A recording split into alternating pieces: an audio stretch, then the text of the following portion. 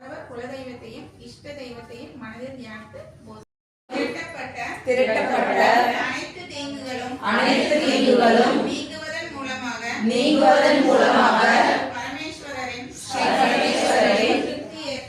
திருப்தி ஏற்படவும் எங்கள் குடும்பத்தார் அனைவரும் அனைத்து நலன்களையும் மன உறுதியையும் வெற்றியையும் ஆயுள் ஆரோக்கியம் செல்வம் யாவும் மேலும் மேலும் வளர்ச்சி பெறவும் அனைத்து இன்னல்களும் விலகவும்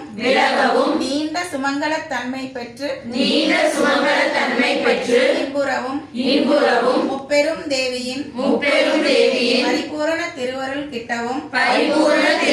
கிட்டவும் முப்பெரும் தேவியின் திருவருளால் அனைத்து மங்களங்களும் பெற்று இன்புறவும் வேண்டி இந்த திருவிளக்கில் என்னால் இயன்ற அளவு தியானம் ஆவாகனம் முதலிய 16 உபசார பூஜைகளையும் 108 மலர்களாலும் குங்குமத்தினாலும் அர்ச்சனையும் செய்கிறேன் என்று சொல்லி கைகளில் உள்ள அக்ஷதையும் பூவையும் திருவிளக்கின் பாதத்தில் சமர்ப்பிக்கவும். கைகளில் உள்ள அக்ஷதையும்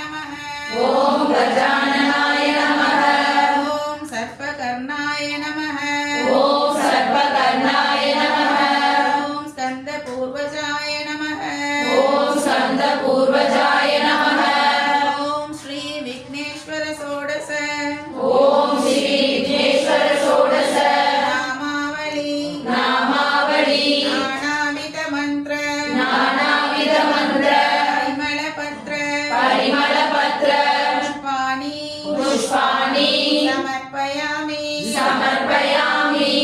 பூவெடுத்து பிள்ளையாருக்கு போடுங்க.